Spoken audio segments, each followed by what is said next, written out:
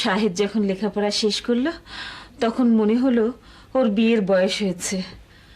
অন্যখানে বিয়ে দেব কি করে? ওর তো ছোটবেলায় বিয়ে দিয়েছি। এদিকে আমাকেও কঠিন অসুখে ধরল। সময় বেঁধে দেয়া হয়েছে, বেশি হলে মাস দেখ।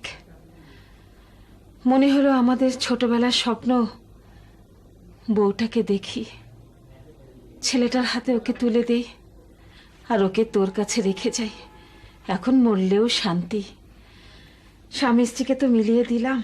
ওরা বড় হয়েছে, এ বিয়েকে যদি ওরা মেনে নেয় তবেই না। এ তুই কি বলছিস বোকার মতো? বিয়ে শাদী নিয়ে ছেলে খেলা? না না, এ তো জীবন মরণ বিষয়। সেটা আমাদের যুগে ছিল রমু, এখনকার ছেলেমেয়েরা সেটা মানে না। তুই তো আমাকে বড় চিন্তায় ফেললি। এটা কি তোর কথা না ওদের দুজনের মনের কথা? আমি আমার কথা বললাম, সত্যি নাও হতে পারে, তবে বিষয়টা ওদের উপরেই ছেড়ে দে।